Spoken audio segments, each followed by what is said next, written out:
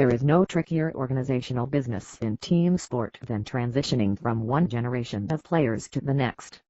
Canada's women's soccer team got caught in that trap on Tuesday, losing 2-0 to Germany in the Olympics semi-final. With a bronze medal game remaining, this felt like the bell ringing for last orders. Everyone can have one more before they have to go home for good. That was the opportunity to go and take a gold medal home to Canada, Coach John Herdman said. And we missed that. We're sorry to Canada for missing that opportunity. At this stage of major tournaments, it is unavoidable that someone take the blame for loss. As it ended, it was easy to spot the person who expected to get it. Defender Katisha Buchanan crouched miserably at midfield, her shirt pulled up over her head while teammates tried to console her. At only 20 years old, Ms. Buchanan is the future of the Canadian program. On this day, she was its undoing. In the 20th minute, with the game still scoreless, she chased Germany's Alexandra Popp toward the corner of the area. The ball was running a few feet ahead of Miss Popp. There was no threat on goal. Miss Buchanan took the terrible decision to slide awkwardly through the German's legs. It was an easy penalty call, and probably should have been a red card.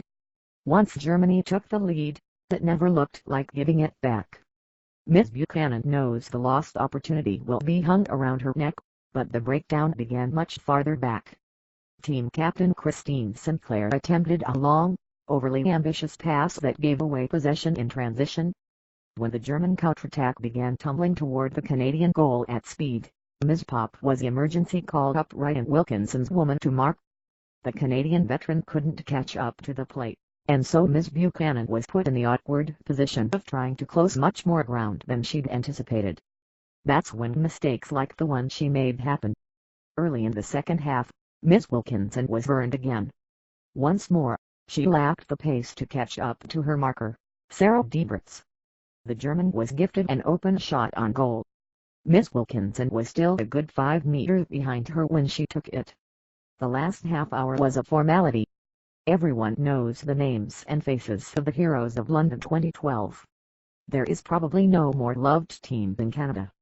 It's not the shirt many people root for, but the individual women wearing it. It's difficult to let it go. The key protagonists were there on Tuesday. Ms. Sinclair 33 years old, Ms. Wilkinson 34, Melissa Tancredi 34, Diana Matheson 32.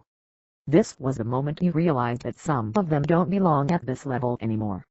Ms. Sinclair was invisible throughout the match.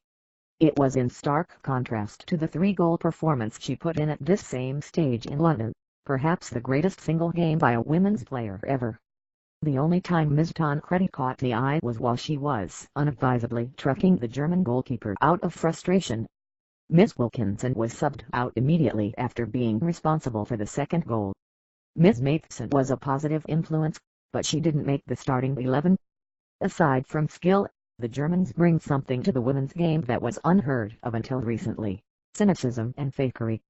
Every time one went down, it involved an extended series of rolls, moans and grimaces, right up until the referee was about to signal for a stretcher, at which point, they popped to their feet. It's a reminder that the worst parts of the men's game are creeping into the women's iteration. Canada doesn't play that way. Not yet, at least. Eventually, they'll have to. The tough-minded, fair play philosophy of Canada's golden generation will have to give way to the new realities of the game. More's the pity. While that old guard was did the ring around, looking more than a little lost, the kids were assuming control. One major mistake aside, Ms. Buchanan was a physical force. By the end, the Germans were flinching every time they received a ball with their back to goal. They expected to be leveled. Canada's woman of the match was 18-year-old Jessie Fleming. During these 2 weeks in Brazil, she has developed into the string puller Ms. Sinclair once was. She's also assuming command. At one point, Ms. Fleming was running in open space toward goal. Ms. Sinclair took a fraction of a second too long in sliding the ball to her. After Ms. Fleming was knocked to the ground, she looked back angrily at the greatest soccer player in Canadian history and shook her hands in irritation. Right there, you saw the torch being yanked away rather than passed. The only attacker who had both the speed and guile to trouble Germany was 21-year-old Janine Beckie. Over the course of the tournament, She'd been Canada's best performer. Position by position on the Canadian team, there was a clear age divide. The younger the player, the better they performed. Experience is wonderful, but at this level, speed kills. Germany knew that. Again and again, they targeted the weak aging Lynx. Given the personnel out on the field, no amount of tactics were going to be an effective counter. Of course, it's not over yet. Canada will face Brazil in the bronze medal match on Friday. Third-place games tend to be dreary slogs by sides that no longer care after having the championship wine knocked out of them. This will be a desperate encounter. Brazil must win. It cannot be seen missing the podium at its national obsession at home games. Brazilian football hasn't been in the greatest shape lately. Being beaten at it by a bunch of jumped-up hockey players would be an insult too great to bear. Canada will feel an equal pressure, though not the same kind. This tournament has proved that the next major cycle, World Cup 2019 and the 2020 Olympic Games in Tokyo, is in capable hands. By then, Ms. Fleming, Ms. Buchanan, Ms. Becky et al. Will be a collective force. So for the women who built this program into something worth inheriting, this is a last chance. The medal here will be a capstone to several great international careers. They don't have to win it. They've already done enough. But they deserve to.